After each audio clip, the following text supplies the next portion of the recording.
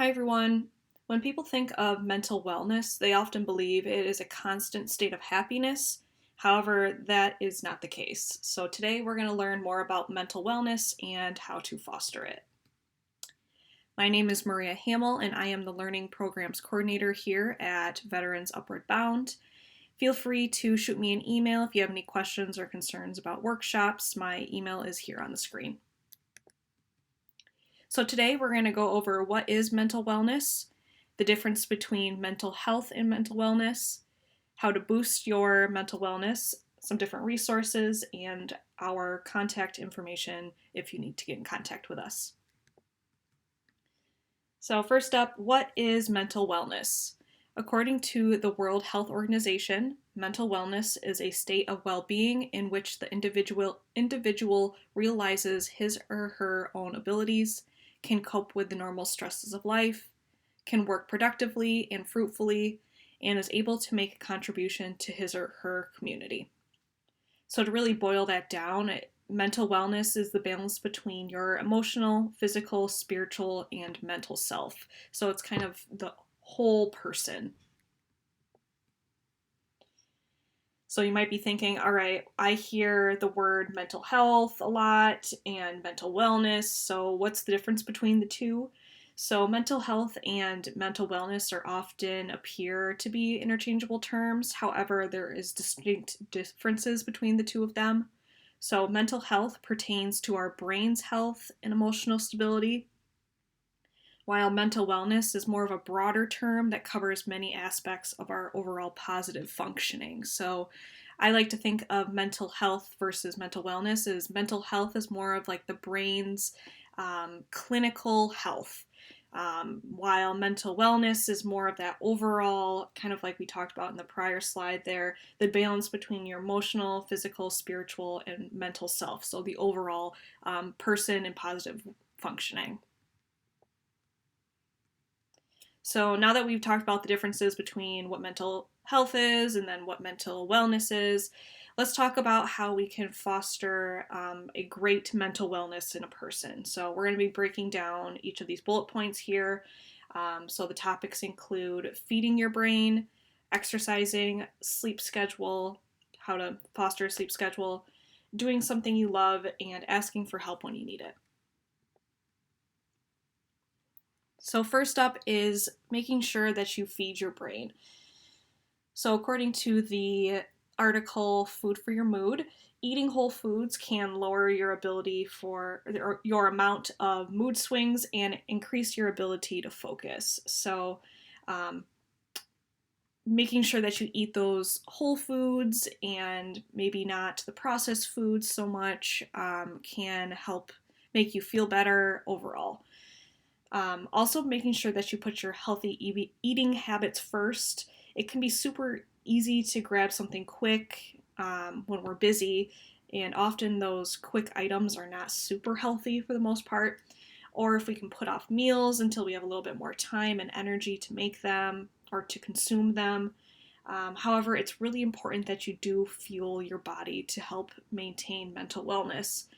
I'm not sure about you, but I often feel way better physically and mentally once I've had something to eat. So keep that in mind that feeding your brain is really important to your overall well being.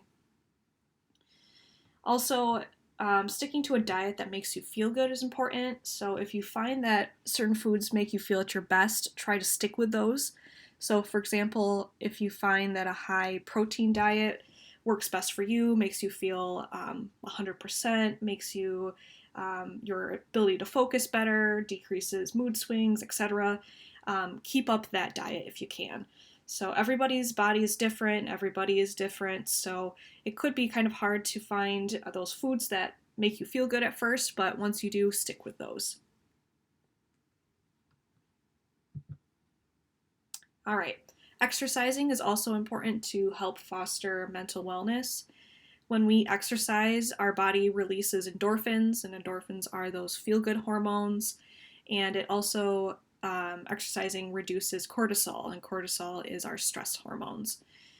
So when we exercise, it helps our body increase energy, which seems contradictory because I don't know about you, but when I exercise, I'm like, oh, I'm tired afterwards. But over time, exercising does increase our energy. Exercising also helps us sleep better. It's a great outlet for frustrations, and it has many other positives.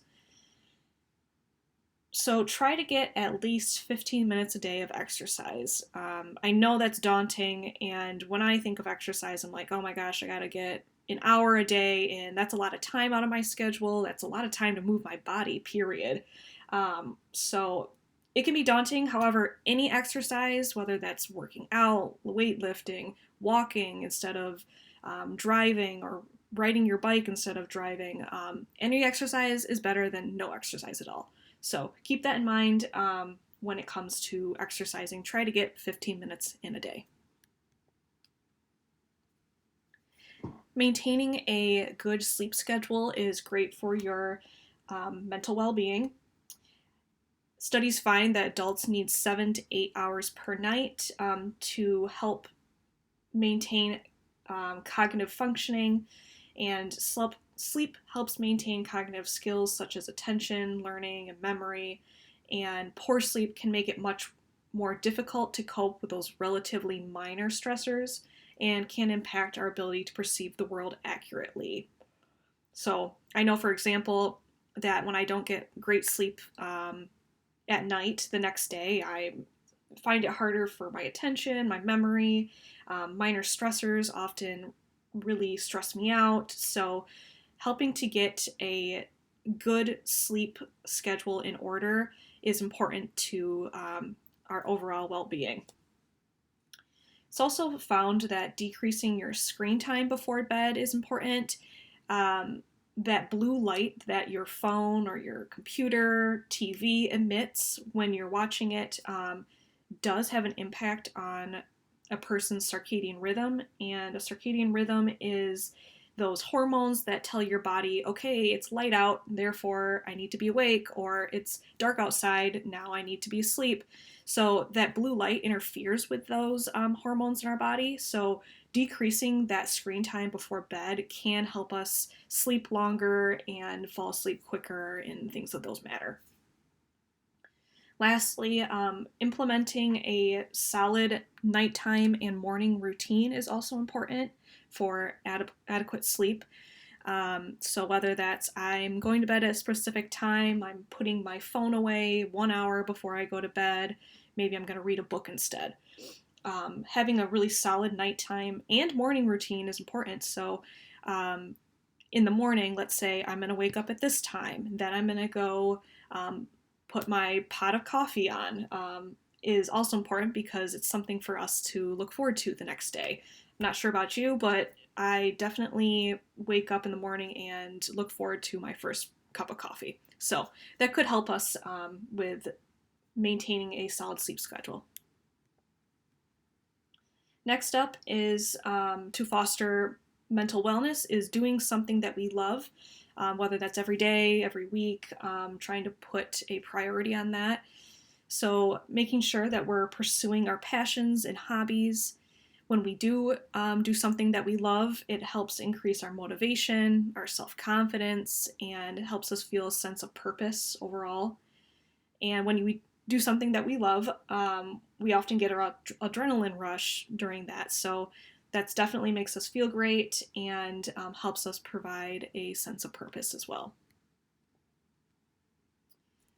So no matter what you're going through, you're not alone. So it's okay to ask for help if things are feeling a little too much and too overwhelming, and it's okay to lean on your support system, whether that's friends, family, coworkers, or mental health professionals. It's okay to ask for help.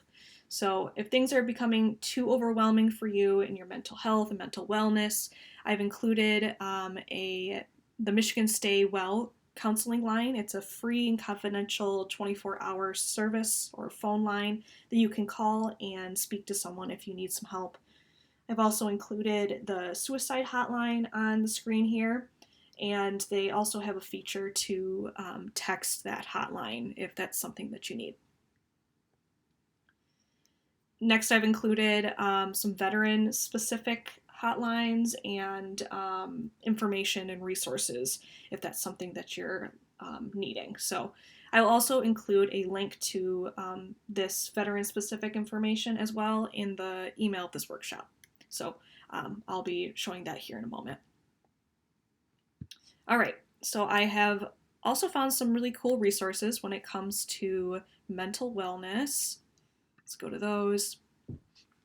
So first up is from the National Institute of Health, and this is an emotional wellness toolkit. So they have some different like little slide cards that you can flip over and get some more information and some tips on different areas to improve your emotional well-being. So for example, we have like a reduced stress one, and you can flip it over and it gives you some different areas or resources to help manage your stress, and there's different cards for that. So I found this pretty cool and pretty helpful. Take a look at that. Again, this link will be in the email of the workshop.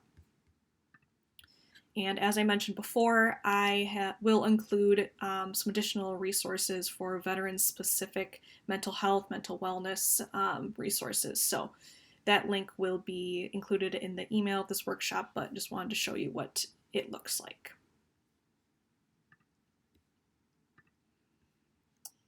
All right.